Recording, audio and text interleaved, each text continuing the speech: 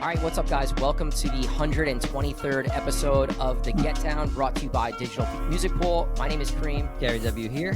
We have a guest for the first time in a while. Yeah, I feel like it's been a minute. It's been a minute. Let's say what's up to Tyler Valentine. What's up, Tyler? Hello. Thank you for having me. We were chopping it up a little beforehand, and I was like, we've never actually met, so this is nice to actually see each other and not just talk or text on the phone. Yes. I've gotten to meet Tyler in person a couple times, like in passing. Either I'm like running to a gig or DJing upstairs at the Ashford. So Tyler works at 626, one of our venues in Jersey City. We've been booking him for probably about a year now-ish. Something like that, give or take. Yeah, and I feel like we've been booking you more and more over there. You're becoming a favorite in 626. Which I feel tough over there sometimes. Which I feel is one of our toughest rooms that we book, because the staff is picky. Number one, the clientele is so diverse. It's a LGBTQ friendly bar, gay club, but we have a very heavy straight clientele. And then it's also just diverse in the fact that you can play. You have to be well versed in Latin. It's Jersey City, right? Yeah, it's Jersey Jersey City is the way we like to put it. So, so talk about kind of your experiences over there so far and how you've liked it, and how does it differ from some other spots that you play? So that spot's actually super cool as a gay bar, because a lot of gay clubs pretty much stick to like that house BPM range the entire time, and like you could play like remixes or like hip-hop mixes, but it has to be like that BPM. But you could just go like full like hip-hop and like trappy there at points, which like I love, because like that BPM range is like where I'm just like having the most fun, is like the like either 100 BPM or like the 140. Like I love the like clientele there, because they are really responsive to a lot of that, which is super cool.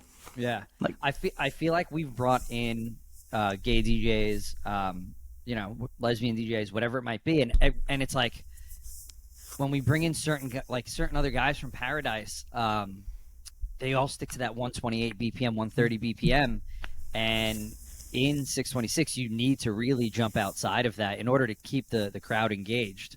So yeah, it has been a unique spot, and it's been tough for us to book there. I'm not gonna lie, like because the staff gets so used to some of the familiar faces.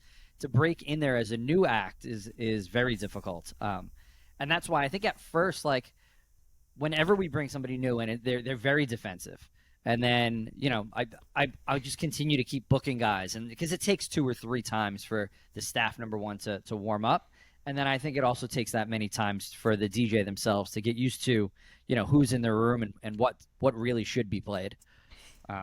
It took me a little while to get up and running in there also, where for the first couple of times I was in there, I was definitely very unsure of myself, and then once I kind of like understood the vibe and what worked in there, I have more fun there than many other places I play right now. And you're right, it's because you kind of can go anywhere, literally anywhere, and you get such a positive reaction to all different types of music, and that's pretty fun, because that doesn't always happen in a lot of our places. So yeah, like I hate sitting and having to play like a pure pop set or like a pure just like only hit. Like I love bouncing everywhere. Like that's more fun, and I feel like it's more interesting for people dancing too if it's not like the same beat all night. Yeah, like that's fun for me. Like if I'm out at a bar, I want to hear everything. I don't want to hear one thing all night. Is that kind of what your DJ style is? It's like kind of what you would like to hear out is what you're playing?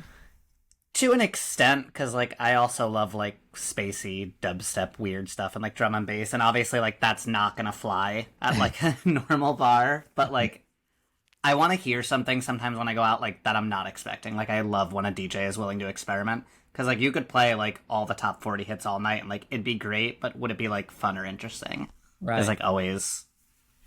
So let's talk about, because I don't know anything about like how you started out or where your career started out. Like, so how did you get into DJing? What inspired you to get into DJing? And kind of like, where did your career start? So like, what is it, like 11 years ago now, I started in like the like festival, like just going to festivals and raves and like weird warehouse parties in Philly and stuff. And I was like, I want to do that. So then I started kind of playing around on like virtual DJ, which is like just the top quality. back then. I think I started on virtual DJ too. I feel like way back. everyone did if they didn't use like the Serato, like their old like Serato boxes and stuff, because that's Right. when back when I started, everyone had a Serato box. Like that was the. But I started kind of just playing around in like rave music and stuff like that, and then I booked my first show at the Saint in Asbury, which is like 150 people, like literally a thin line of a room, almost like 626, but much smaller and a little more grungy. And Asbury wasn't the super cool spot that it is now. Then it was a little. It wasn't bad because it was still up and coming, but it's definitely a totally different ball game. Right. And then it's kind of been non-stop ever since. Just So you established a footing in Asbury Park before it popped, or as it was coming up, and now, I mean, you do literally the entire Asbury circuit. Yeah, pretty you much. own Yeah. you own that market for sure. I love it there because you can the crowd there. It's everything from like, depending on where you're playing, the typical like frat top 40 like college girl, and then you also have like the more like distinguished clientele at some of the venues. Hi, okay, Special guest. We have a guest. Special guest. Special guest. Happens Yes. often. hi Zeus. You have some of the more like distinguished older clientele at some of the places, or like, the like early 30s to like 40s at like Watermark, which is a super great venue that I just started at, and I do. I did a wedding there a couple of years back. Yeah, it's a gorgeous beautiful venue. spot. Yeah. So I really like that Asbury is not just like, it's not one type of people, because it's such a town that has such a history in music, especially like rock and stuff. Right. Yeah, I would say let's expand a little bit on that and just explain to people who are listening exactly what Asbury Park is, because people listen all over the place, so they don't necessarily know what Asbury is all about, and just maybe explain a little bit of like where it came or how it started, where it went to, and where it is now. Asbury Park it's so hard to describe like this city because it's such a small town. Like it really is a small little city by the sea, essentially. Yep, right on the shore. Yeah. It's went from super like wild rock forward, like in like the 70s and 80s, and then they kind of had there's some deep racial based history that happened for a while, and it kind of fell off the map and was a pretty unsafe place to be. Right. And now it's kind of getting its own renaissance, and there are cool spots like the Stone Pony, which is legendary, and like people like Bruce Springsteen and stuff have played there. Yep. The Wonder Bar is another like super legendary venue. You have Convention Hall, that's this really huge historical venue and super great. It kind of is now becoming, I don't want to say oversaturated. I was gonna say it's like getting Little yuppified a little commercial? bit. The yuppies Yeah. are coming in a little bit. Yeah, the like New York money is starting to come in Yep, and kind of remove that like grit and coolness that was there, which like I love to keep. Yeah. Yeah. We went through that in Hoboken also. Yeah. Similar, where it was like nobody wanted to be there, and then now everyone wanted to be there, and the rents are crazy. I feel like Hoboken and Asbury have very similar parallels in the fact that, like, if you think about like 40s and 50s Hoboken, like people were immigrating here, and then if you're thinking about 40s and 50s in Asbury, you had the casino that was still open and thriving, and then you had the like urbanization of the residential scene, and when you started to have high-rise buildings go up, and then everything kind of got a little gritty in both of those cities.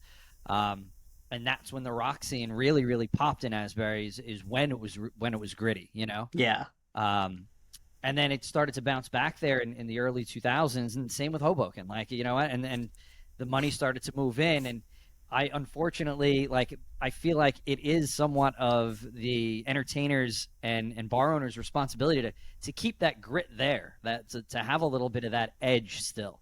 And don't let it get too commercial. That's the one thing about, though, Asbury that I do like, is that there's not a ton of big business there, right? It's a lot of mom and pop owned places. Yeah, a lot of them are smaller owned venues, or they own 2 restaurants or something like that, or Right. there's not a lot of huge corporations in there. Yeah. There's think no as really long as it chains. stays like that, like Hoboken's we're getting Nike and Lululemon and all that stuff that comes in, and it really takes away from kind of the essence of what the city really is. We did get a Hurley store like 2 weeks ago, or like a year ago or I something. kind of So can understand that. you needed some kind of Yeah, you need a surface surf shop on the beach. not to shit talk Hurley, but they can leave. I think like your style and your diversity in the music you like to play, it translates to the venues you play because, like you were saying a little earlier, you can kind of go into one place and play the top 40, or go into another place and play all house or play open format. Do you think that's something that you've helped drive because of your music style, or do you just think that it's just kind of what happens in Asbury? I always like playing to the room I'm in. Like, I really do. Like, if it's a space and it's, it's a bar that's like a rock bar or like that, or it's, it's clearly a top 40 bar. It's all like college. Like, I love playing to like that room because it helps expand kind of what I'm listening to too, which is something that I've always enjoyed about DJing and music, is finding new stuff, even if it's like maybe a radio hit or something. But Right. Yeah, you got to do your homework for those places that maybe you're not as up on, right?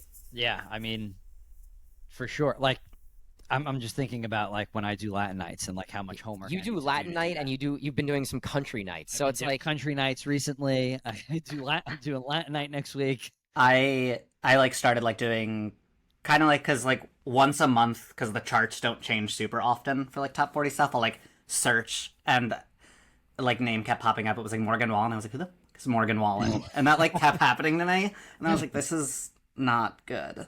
But it like goes off. It goes off. It goes off, and I'm like, damn it. I know, I refuse to play it. We talked about this a couple a episodes couple episodes ago. It was like, stop playing this Morgan Wallen bullshit. This was me with Blurred Lines when it came out, or like anything Meghan Trainor. Like, those are all my nightmare. That's all my nightmare music is. The Bruno fans are going to come after you. Like the Swifties are coming after me. Forget it. It's the last thing we need again. Not a huge Taylor Swift fan, but there are some like mixes I can get behind if it's like not super pop. Her whining about an ex thing. Yeah. I think any music that you can get a really big response from the crowd, I'm happy to play, Yeah. And if it's Taylor Swift, sure. If it's Morgan Wallen, unfortunately, sure. If I'm going to get that really, really big reaction. Yeah. And Taylor Swift gets those reactions all the time, so. Like, partially, like, yeah, we like doing it because we like music, but we are there for them. Yeah. Right. As much as we want to be there for ourselves. Sure, Gary would play a Grateful Dead night if he could. He has. Oh, believe me, he has. I put them together. Don't worry. So let's get into. I want to talk about Paradise Club because I think some people listening won't know who that is, but what that is. But it's one of the largest, most recognizable clubs, and you're a resident there. So Yes. could you just tell us a little about what goes on there and why you love playing there? So, Paradise is actually this like massive compound space. There's like an outdoor pool, and there's this like tiny little copper bar where they do like drag shows, and it has like a little stage. And then there's their main club, which is like big dance floor, like great lights and everything. They have like a huge LED screen. And that's kind of the venue where that is a very house focused like gay club. But the DJs they bring in there, every kind of gay DJ is different in that aspect, because there's like circuit type gay music, which is not my vibe, because it's literally that like very minimal vocal, like almost tech housey. Right. The clientele is fairly diverse there, not like 626 level where it's like literally anyone and anything could walk through there. Yeah. But Paradise kind of has such a long history in Asbury too. They were there since I think like the 70s or 80s. They've been there for as long as I can remember. Yeah, they're actually owned by Shep Pettibone, who produced Madonna's Vogue and a bunch of his stuff. Okay. So there's some real history there. But I love playing there because I actually can play a lot of those like bigger house drops, because I don't play at too many like formal clubs. Yeah. Where it's like a formal club dance floor and you're sitting. The great part there is like you're behind a booth that's completely covered and no one can talk to you, which is such a rarity now that no one can speak to you, which like I love. Same. I actually just it's funny you say that they have that there, because I just went to a gay club down in Orlando called Southern Nights. I love Southern Nights. Their booth is the DJ literally can't see over the booth. He's just buried in the back, just playing music. There's no Really? like reading a crowd, nothing. See, I would hate that. He was just like sitting back there, just playing music. Yeah, I love to be able to read a crowd. Like there, it's like this big glass shield in front of you. Oh, nice. So you could see everything, and people like come up and hold their phone, and there's like a big sign that says no requests, and I'll just like hold it up. Because like that's a formal club, so it's like I know better than you here. It's different than like an open format like bar where there's that, we've all played at places with the big center horseshoe bar, and then there's people dancing around it, and that makes more sense to like take a request. Yeah, there's fewer and fewer of these bigger clubs, so I think we're all lucky enough that we get to play in them still, but not everybody does, and you're right. It's like it's really nice to be able to go play those big drops sometimes because you can't always do it, and you need those big rooms to survive, to play. It's called big room music for a reason, right? Yeah. Like I always want to I love drop focused music and it being like super energetic and high. Like I love a high energy set. Like that's fun for me all night. Yeah. Did you get to play with Hex Hector on Pride Weekend? I played the night before he was there, so I opened Pride Weekend on Friday, and he played Saturday, and then the Tea Dance Sunday. But yeah, Hex Hector plays there regularly. He's a resident on all their holidays, and he's obviously a legend in his own. Yeah, right. I gotta go check him out because I've been listening to his music for obviously 20-something years at this point, but never have gotten to see him DJ, which kind of sucks. But yeah, I think it's at some point. It's nice to have that music business, music industry owner that really actually appreciates the DJs and appreciates having high level talent, where they create a booth where there's no requests and people can't get up to you. And I'm sure the sound there is great. They're bringing in people like Hex Hector and, big name artists. And that's another thing that we just aren't seeing as much of. So it's refreshing and I love to hear it, Yeah, the dance music scene specifically too, getting a lot of these venues no, you should book a bigger act, books Headliner, which is a club in Neptune, are now starting to book they had Acraz and Wax Motif, and they're actually starting to book bigger name artists, which is cool to see on the Jersey Shore, because that we haven't had that since Seaside existed. Yeah, I got to catch MK there last summer. It was great. Yeah, I think they redid their entire outside now too, since you've probably been there. It's insane. They have LED walls everywhere and shit. Yeah. It's coming along there. I know they just redid the inside for this summer as well. I want to transition real quick. Yeah, go ahead. Because going off of kind of what we were talking about and having to be kind of malleable and be kind of bendy toward what venue you're playing at.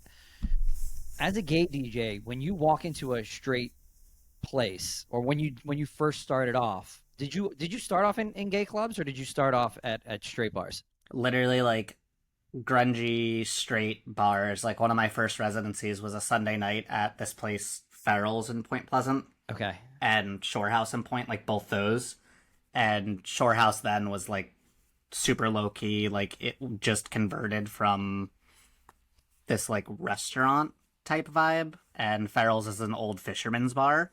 Oh wow. So it was I was literally playing AC/DC and Led Zeppelin and just Right.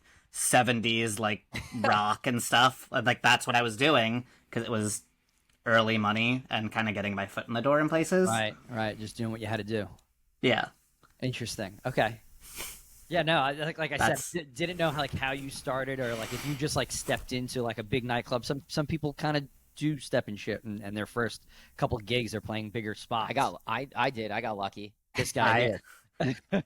I'm almost happy that I didn't. I would have loved to do that early on, because I would have been younger and more awake and not as tired at night. But it's nice because now I get to appreciate kind of the journey of okay, now all this has built up to playing these nightclub spots that are a little more fun, and I get to kind of play around, not having to play AC/DC anymore. So I'm going to put you on the spot here. Gay club versus straight bar. What do you like? What do you prefer to play? Is this a daytime or a nighttime thing? Because I do both. Nighttime. Nighttime gay club. Yeah. I feel people come there more to party and are a little more free, and it's a little less girls screaming "Play Bad Bunny" at me. Right. It's a Or little Taylor more, Swift. yeah, or Taylor Swift. Sometimes we get the Taylor Swift gaze, but it's like I'm not gonna make the Beyonce fans come after you, but watching like a reaction to a Beyonce track in a gay club is like, I love it.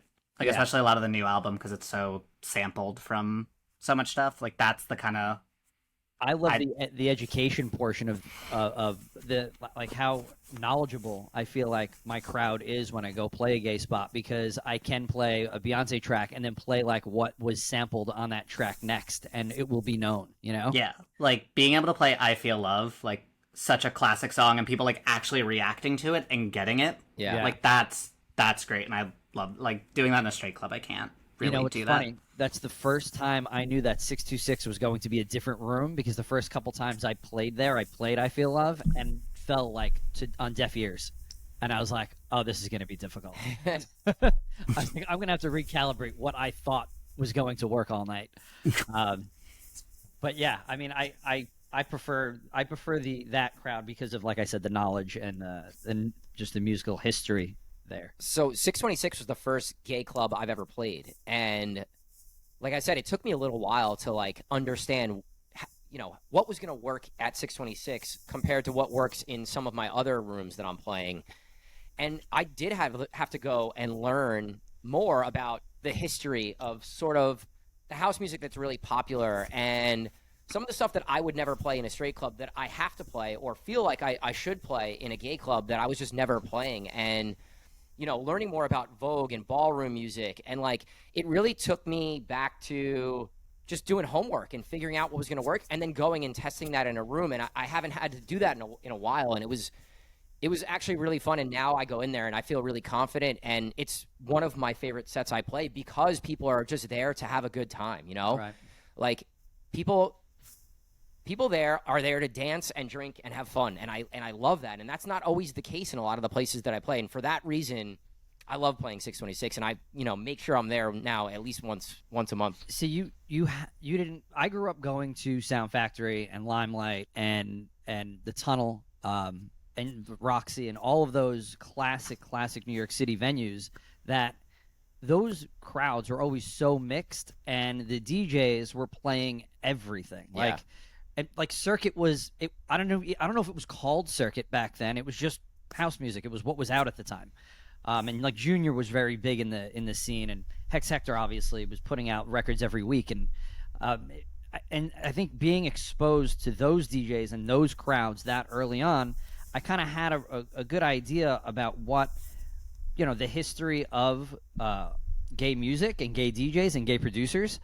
So I had like a little bit of a one-up, but also I was also like the old man DJ in the room, because if I'm playing any of that stuff, it was like stuff that was 20 years old anyways.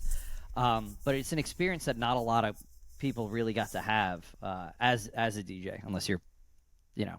Right. I wasn't going out to those rooms usually when I was younger. I was more of a hip hop guy when I was kind of growing up, or going out initially. So I feel like the nightlife scene back then was a little more integrated than it is now, and I feel like things have become so it's a gay bar, it's a straight bar. I don't know.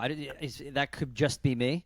So it actually, like, when I, like, 10 years ago, it was literally, like, even more strict. Like, this is a gay bar, this is a straight bar, and there was not, like, a lot of mixed clientele, really. Right. Like, I would, back when, like, Deco still existed, like, in North Jersey, they had, like, their gay night on Fridays, and that was, like, very much, it's a gay night, but then also on Wednesdays, they would do, like, the Wildlife Wednesdays, and they would bring in, like, Diplo and the bigger acts Yeah. on a Wednesday night. So, like, seeing the, like, dichotomy of those two.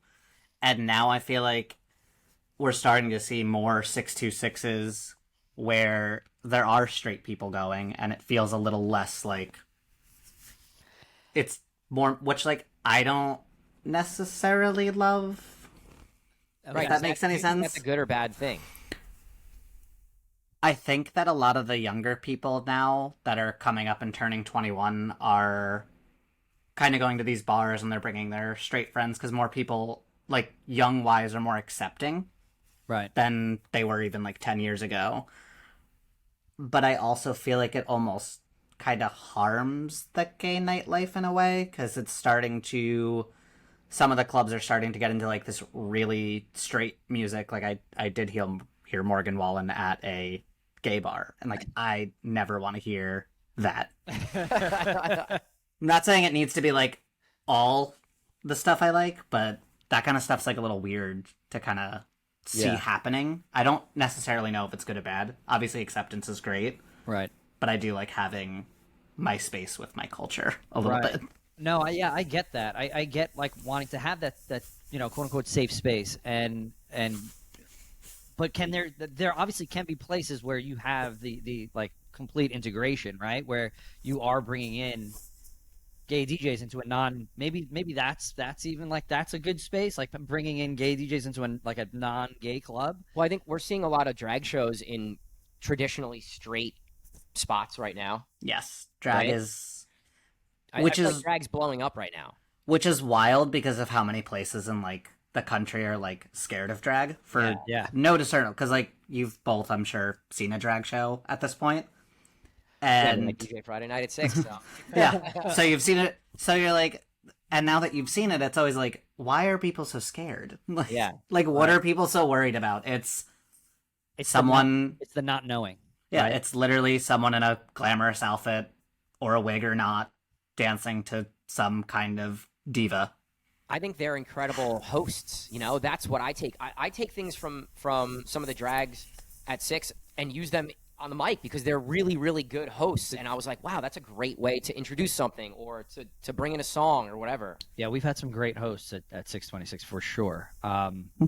It's just, we're like to the point where like all of like the surrounding bars and restaurants are stealing our drag queens. Yeah, and that's with drag queens. They're gonna get their money. Yeah, they're gonna get their dollar. Shows in a night, they will do it.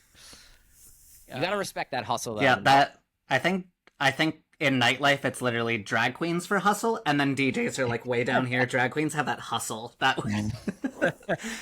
So we at 626, something that we run into is many times like Gary will tell me, you know what, we got too straight last night, and I had to just clear the room.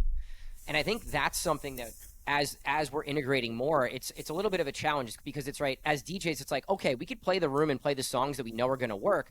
But if we're at a gay club, we want it to be a gay club, you know? And it's like sometimes we got to push the straights out so that it really stays a gay club kind of thing. Yeah, it's something that we try to educate our DJs on. Like, don't be afraid to clear the room at 626 specifically.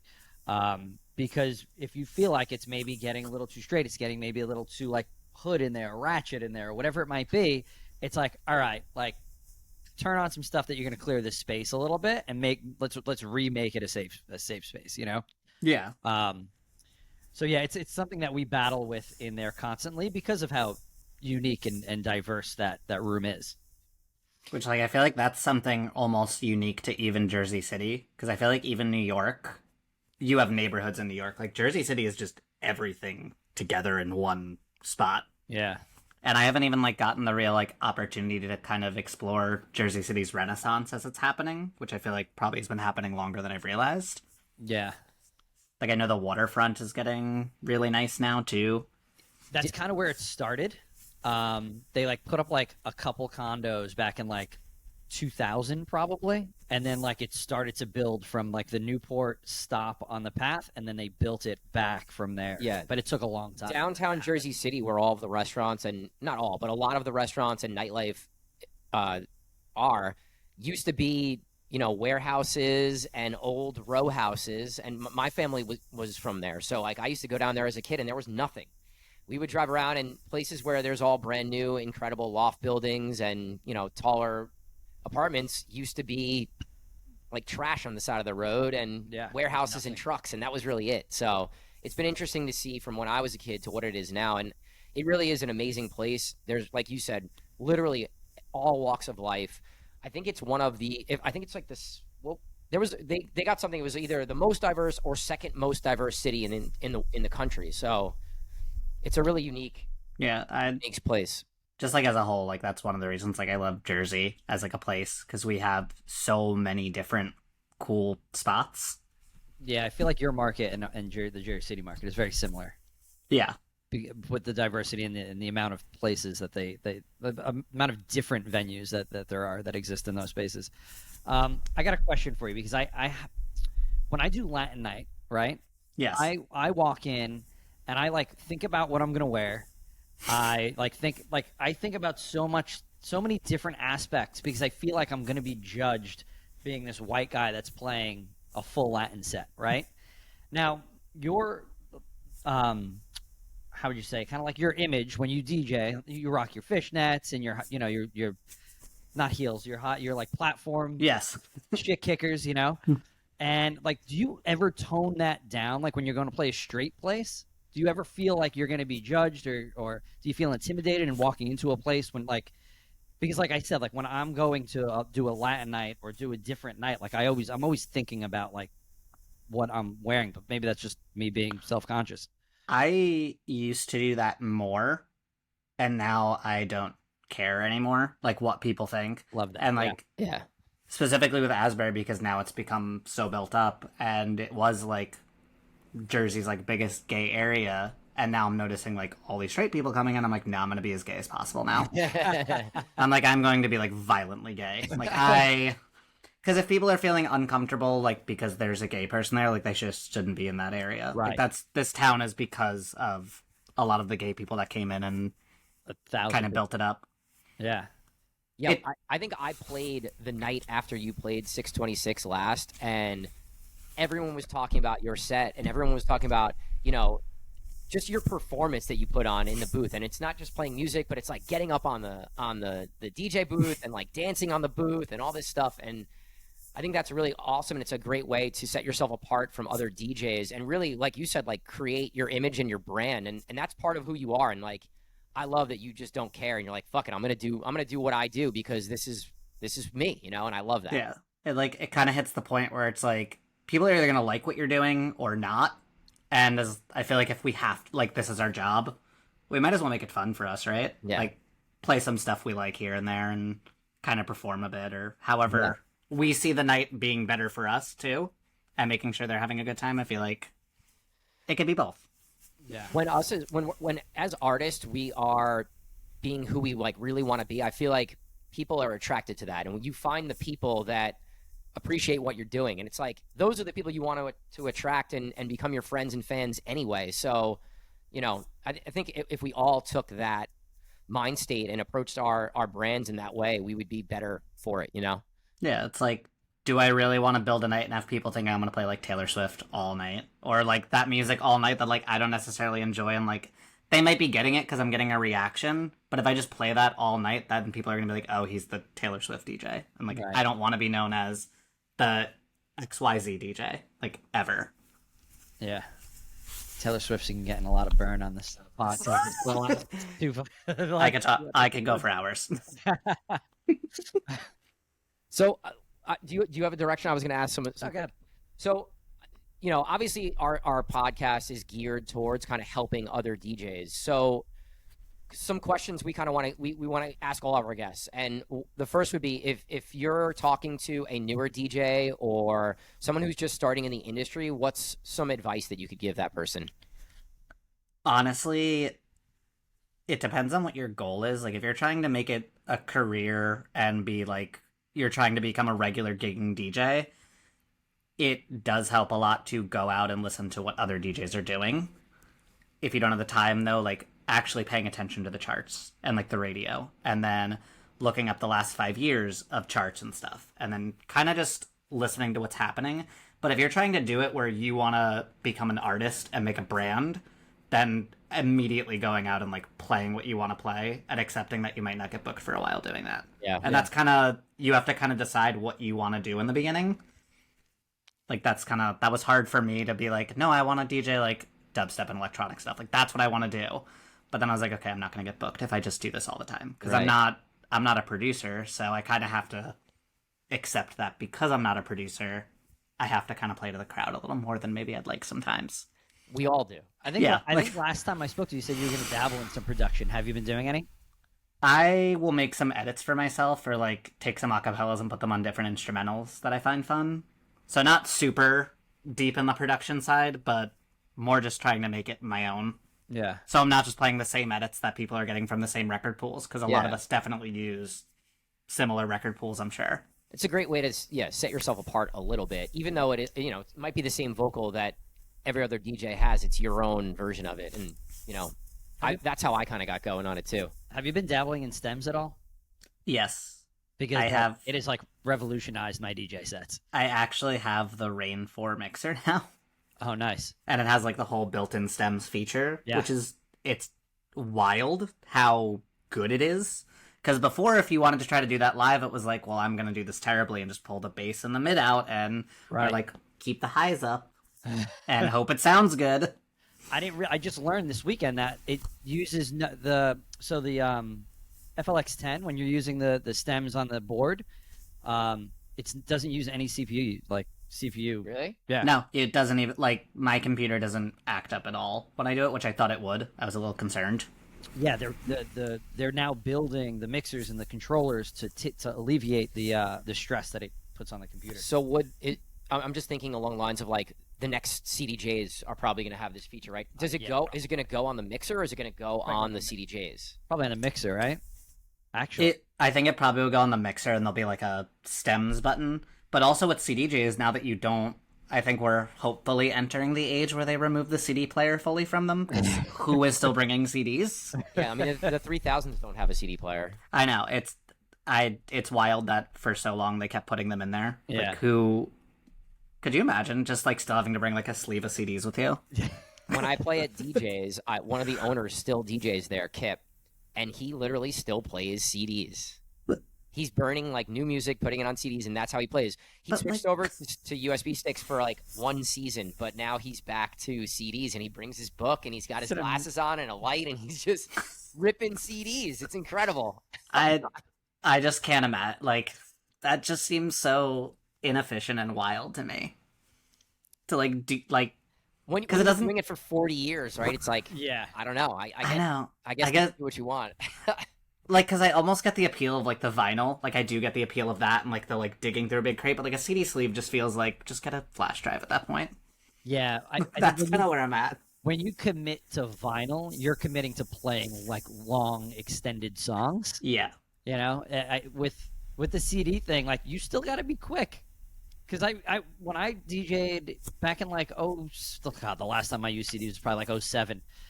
I remember like still quick mixing with CDs, and like you were like flipping through things, and I'd have to make CDs with like I'd make double CDs and like have like songs back to back that mixed well with each other and stuff. It was great. It was way more work that went into it. But I want to go back to the stems thing, because I think us as DJs, like a new feature comes out and we all hate on it. And it's like, oh, it takes up too much CPU and it does this, and then you actually use it and you're like, holy shit, this is awesome. And you just went through that, right? And did you have a similar outlook on stems when they first came out? I have always loved, like, mashing stuff up and doing stuff. Like, one of my earlier sets was literally just an Ableton Live set. Like, and that's kind of before even Virtual DJ, like, I could do an Ableton Live set. nice.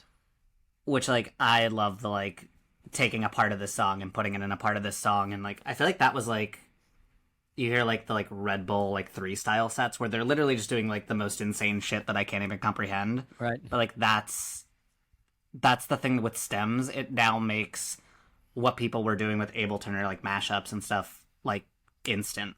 Like, you can be so creative so fast now, where you can be like, oh my god, wait, that sounds good, like, as you're listening to a song, and then you can just do it. Yeah. Which is, like, that's insane to me, that we now have this ability to just...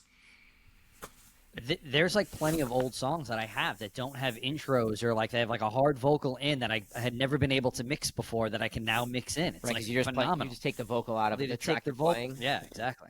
Yeah, like, going back to the new DJ thing, like, the idea that, like, because for years when I started, everyone was like, the sync button, and that was the huge debate for years, and it's Yeah. like, but why are you hating on something that means you can do more things now? Right. Now, like, mixing 2 tracks together when you're not on vinyl, like, it's all on your screen. You could easily see everything. Like, it's not, like, yeah, we can all beat match by ear, but it's no longer, like, the skill anymore. Like, Yeah. Right. I listened to an interview with A-Track, and he talks about using the sync button. He's like, I've been doing this for 20 years. I know how to mix two songs together, and using the sync button allows me to put on a better performance, and it creates a better experience for my fans that come to see me. So why would I not use something that creates this better experience for everybody? It's literally like, I'm only going to drive a manual car because it's more of a car. Like, no, it's not. You're still driving the car. Like, just... I think that the good DJs will figure out ways to use stems creatively and tastefully, whereas the bad DJs are going to create these train wreck mashups. And like just like anything else in nightlife and in DJing, you know, the talented people are going to use it to their advantage and everyone else isn't. Yeah, I love technology getting more and more creative until we get to AI and it starts taking our jobs. Yeah. Yeah. Soon enough. Soon enough. We haven't really talked about AI yet on this pod. I think we'll have a whole podcast about it. But I've been really dabbling into it and following some DJs who have been doing some really cool things and like simple things. For example, DJ Freefall, who came to our meetup, and Gary went to their meetup down in Orlando. He's using AI to find like the years that songs were created and putting them into his Serato. That's just like one simple little thing that he's using AI for, which I thought was pretty cool. That's super. Actually, if I could have AI just organize my crates for me, Right, I would love it. I would love that. Go check out Freefall's Instagram. It's right on there, and it shows you how to do it. Yeah, big shout out to Freefall. I just started following him, and like I messaged him, and I was like, dude, all right. I commented on one of the posts. I was like, this is super useful. I'm like going to use all this stuff. But he's like been thinking about ways to like use AI in so many different aspects for DJs. So definitely check him out. What were you gonna say? Oh no, I was saying my crates are a disaster. Like that's the other advice for new DJs. Organize your music and stick with organizing it, or you will end up in the horror show that is what I'm dealing with right now. Where I got lazy and I was just dragging stuff. I'm like, new music tonight, and I would put it there. I'd be like, 10:23 tonight, and like now I have folders of stuff where it's just everything, and it's getting difficult. So I have to like actually sit and do that at some point and reorganize things. Don't get too far behind because man, it becomes a mountain of horror. It could turn into a year of work. Yeah, it's part of my organizational process where whenever I download new music and put it into Serato, I force myself to put it in the crates that each song belongs, because if I don't do it right then and there, I'm never going to do it. Yeah, I'm very backed up on organization right now. You need a day for organization in Serato. I think I need more than that. All right, so a couple other questions. Do you have a favorite gig you've ever played and why? So I actually did the Stone Pony Summer Stage, which is a huge outdoor venue with lots of big artists. And I opened for Trixie Mattel, drag queen there, or drag queen from RuPaul's Drag Race. But there was like 3,000 people, so it's the largest show I've ever played. Nice. And just like being outside and kind of getting to do my thing and actually play to like that large of a crowd was kind of wild, because it's like adrenaline hits. Yeah. When you're like in front of just that many people. Were you nervous beforehand? Yeah, I wanted to throw up. Yeah. Now, were you given like musical direction by? No, I just knew like that clientele, like it's gonna be people who watch RuPaul's Drag Race, so maybe not like, might not be like a nightlife aficionado crowd. So like I'm not gonna play like deep house cuts, right? Yeah, and like things like that, where like you kind of just have to accept maybe you can't give them this artistic journey, but shallow end of the pool for sure. Yeah, well, dip their toes into like maybe a remix of Lady Gaga. Yeah. Like that's the extent we go there. Do you want me to hit the next one? Yeah, go ahead. All right, so what is a positive change you'd like to see in the DJ industry?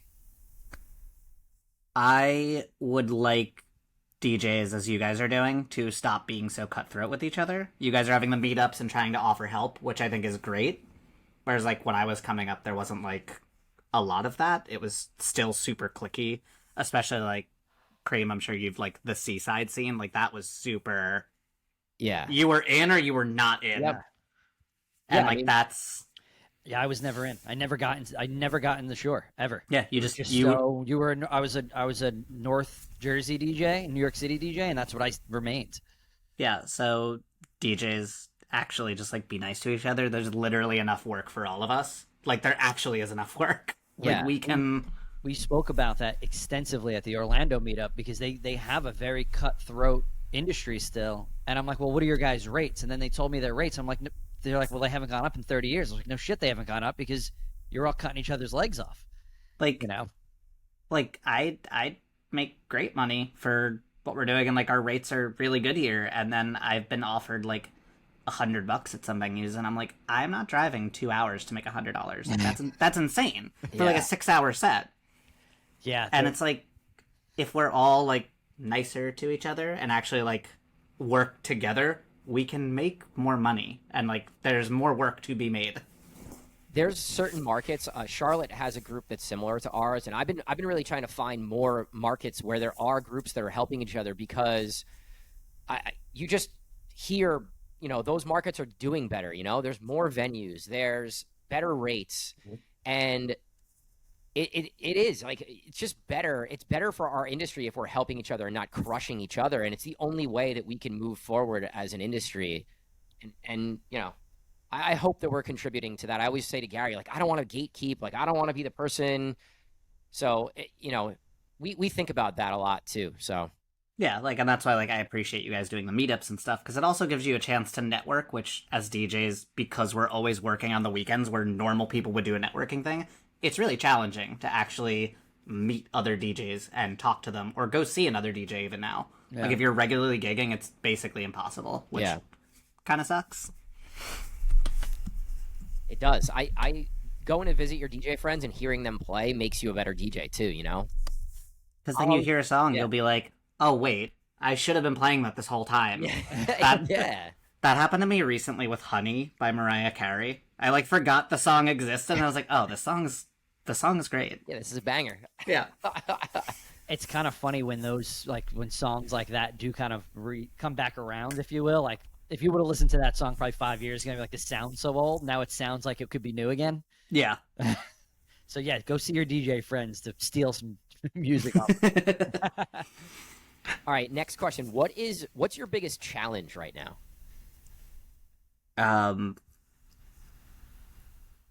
Honestly, trying to find newer spots to play, because I feel like I wanna like delving more into like the artistic side of it. Like, I want to keep growing, especially like my fan base and stuff. And when you play a lot of the same residencies for so long, it starts to stagnate for you. Not that like I'm not appreciative of it, but I always want to play somewhere new, because it then becomes a new challenge at a new, different type of music, different clientele, different everything. Yeah, And you have a bunch of residencies. Like, you play, I don't know. I always feel like I'm looking at your socials, and you have like 6 or 7 places that you're playing regularly. Yeah. I mean, it's testament to how good of a DJ you are if you're getting brought back time and time again at all of these venues. So what are some things that you're doing to try to overcome that and get into some new rooms? I mean, talking to people like you guys. I mean, but it does help actually talking to other DJs who do have rooms, and then potentially gig swapping, which is another great thing that you can do, is try to gig swap and maybe break into these new rooms that way. For sure. And that's kind of what I'm trying to do. I still have not broken into New York City yet, and it's the next. Kind of shocking to me that you haven't. That's a whole other scene of. Yeah. I haven't entered that scene yet. It's a different animal for sure. It's just the hours are long, and it's tough. It's like no parking, and just getting to the city as a whole. Yeah, from Asbury, that's not very easy. No, it's really hard to be like, oh, I can go to the city and make less money, but drive 4 hours. Right. Seriously. Where I could go like 10 minutes from my house, and I'm just at my job. Yeah, that's the battle with growing, right? Because you're comfortable with going that 10 minutes and you're there. But like, in order to grow as an artist and as a DJ, I mean, Kareem could talk to this because that's all he's doing is traveling at this point. Like, you have to go drive that 2 and 3 hours if you want to grow as an artist. Yeah. Right. I think it's a good. I also used to have a lot of residencies, and I loved it at the time because I felt like I had a grasp on this Hoboken, Jersey City market. But I felt the same way. And I was like, all right, I got to go do something else. And sometimes you have to go take a little less money or play a little longer set to go get into another room or break into another market. And for the short term, yeah, it's like, all right, I'm making $150 or $200 less dollars, and I have to drive, but you don't really know where that relationship can bring you. And yeah, you drive 2 hours to go to Connecticut or to go wherever, and you could get 2 or 3 or 4 other opportunities from that. So that are bigger and pay more or are higher, higher value or whatever. Profile, Yeah, yeah. higher profile. So I know it's hard to kind of get out of that. I'm making X amount of dollars for my sets that I love playing here. You got to like once or twice a month kind of like build those in. Yeah, it's going from thinking about this as like just a job to like also an artistic endeavor. So there's this like balance that you actually have to take. Right. Well, speaking about perfect it being, transition. Just a job. If you weren't a DJ, what would you be doing? Oh God. I said the same thing. All of us kind of do that same thing. Like, it's so like because I started like before I actually got into DJing, I was going to college for like game design, and then realized that I'm really bad at math, so that's not an option. I can count to 4, so I know I can DJ. But, I mean, I've been in like the restaurant industry for a while. I'd probably enter the like political space at some point. Not being like a politician, but like I do pretty closely follow politics because it's important. Right. Whether you want to believe it's not or is, it's really important to actually just be engaged. I think that's the first time anybody's ever brought the political spectrum up. I will not bring up any spectrum, just that you should be following it, and it's important to actually just follow what's happening around you, so you're aware. Knowledgeable on what's happening. Yeah, just know. That's all. That's about as deep as I'll get. All right. Yeah, I mean, is there anything else that you want to cover or any topics we haven't covered yet? It's not particularly. It's just always like trying to. My favorite thing before the season starts is guessing the next like big sound, because like it was Big Room, and then it was that like slap bass, like the Roses, like that slap bass sound on everything. We've had some rants from someone on this podcast about how much we hate that sound. And then the what is it? I was like praying that like that disco sound. I've been waiting for it to come back, and it's still not back yet. And I'm like, you could do it. Come on, we're almost there. I feel like we get away with that though enough. It's not the sound, but I feel like you could still like. I still play funk all the time, like disco funk constantly. I wish there was more of like the LF System sound, because that's more of a bigger, it's like a bigger disco inspired house music that you can play more places. I feel like a lot of the disco-y stuff that I'm playing is more like early vibes in the night, and I want more bigger vibes in the night that's not gimme. I love Purple Disco Machine. Like that's definitely an artist who I'm like big into, because I love all the like mixes, and a lot of it'll be like pop mix, but it just sounds so different to me, and I love that. They're really great producers. Their sounds are really crispy. He's ridiculous. But the only thing with him is that it's a lot of early. Is it one guy or more than one guy? One guy. I thought it was 2 guys. Yeah, but I'd like it is that early sound, which like does kind of suck that you can't like go into that, because then like now the like it used to be Booyah or Tremor used to be like that midnight peak sound, and now it's like Fisher. Yeah, and I'm like, how did this happen? Well, I think you were kind of going down the timeline, and like the tech house then sort of took over and it's kind of been king here for the last 2-3 years. Yeah, and I'm sick of it. I think the techno, the big techno stuff is kind of taking hold right now. You see a lot of the artists kind of diving into that world, whether it be the true techno or I call it big room techno. It kind of has like techno vibes, but it's electro housey also at the same time. Well, like Hardwell just put out like that techno album like a year ago or something. Yeah. Well, yeah, he played EDC and played a techno set and everyone hated it, and then this year he played a techno set and everyone loved it. Yeah. But I mean, I guess that's a testament to actually like knowing what's about to happen and like actually being good at what you're doing. Yeah. I mean, when you have an influence like he has, like you can kind of do what you want. I don't know. Yeah. What do you think the next sound is? I am going to pray that it's drum and bass. I think that's years ago. I think that's a little too fast for the common folk, but I love drum and bass. But that's also like because it's so funk influenced and stuff like that. Just like the drum patterns and things. Like I love that. I like the like 134 BPM more melodic drum and bass, lighter, I guess, like drum and bass light. That's how I might describe it. But I thought that was going to be the sound. Yeah, when we did our year-end show 2 years ago, and I was like, drum and bass is going to hit next year, and just never the really. BPMs popped. are definitely speeding up, so you still have a chance.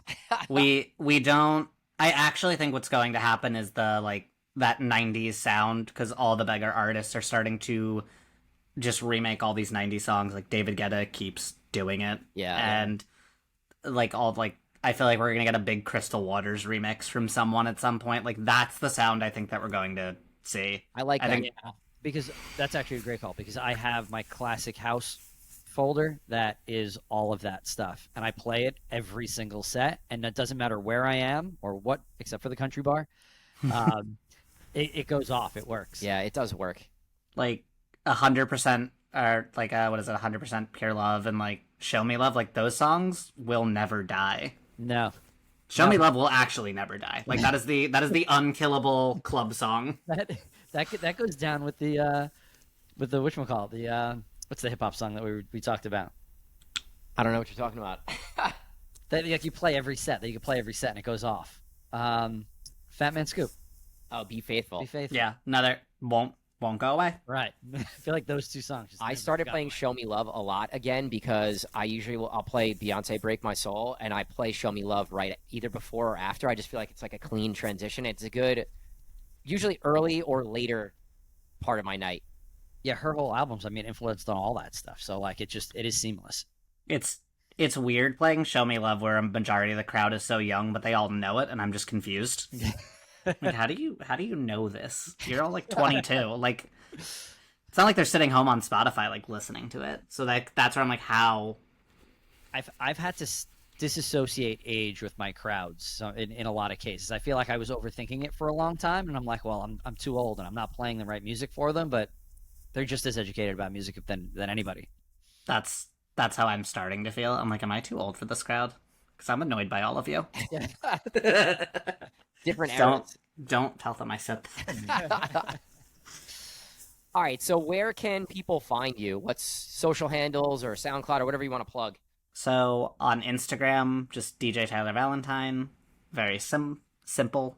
SoundCloud is still DJ Tyler Valentine, although I have not put a mix up in a while, but there will be one very soon. Yeah, promise. You put a mix out. You're putting a mix out with us, so yeah. Yes. There will be one. So there will be one very soon, I promise. This is one of the rare occasions, guys, that we're having a guest that is also the Get Down Radio Artist of the Month. So we really should be doing this more often. Now that would make sense. All right, so before we go, I actually have to plug something because we're not going to have another show until I have a new track coming out next Friday, so that'll be June 30th. I have a new track coming out. It's called Closer. It's electro house / bass house. It's very Cream vibes, and I will be giving away for free. You can find it Spotify, Beatport, anywhere where you download or listen to music, and I'm really excited about it. I'm pumped to put it out into the world and get some feedback and see if we can get some support and see if we can get some traction on it. So yeah, we're going to put all Tyler's social information in the description below, and Kareem will probably put your pre-save in there too if you have. Yeah, for sure. So, yeah, guys, you'll definitely see the pre-save. I would really, really greatly appreciate if you can go in and pre-save. It always helps in the algorithm. It'll just get a bigger push, and more playlists can pick it up if we get a strong pre-save. So appreciate you guys. So look out for that. Look out for Tyler's Get Down Radio. I think this was a good conversation, guys. Yeah, Tyler, thanks for joining us. We appreciate it. Thank you. Great convo. I'll talk to you guys soon. Thanks for listening to this episode. Talk to you soon. Peace, guys. Thank you, guys. Peace.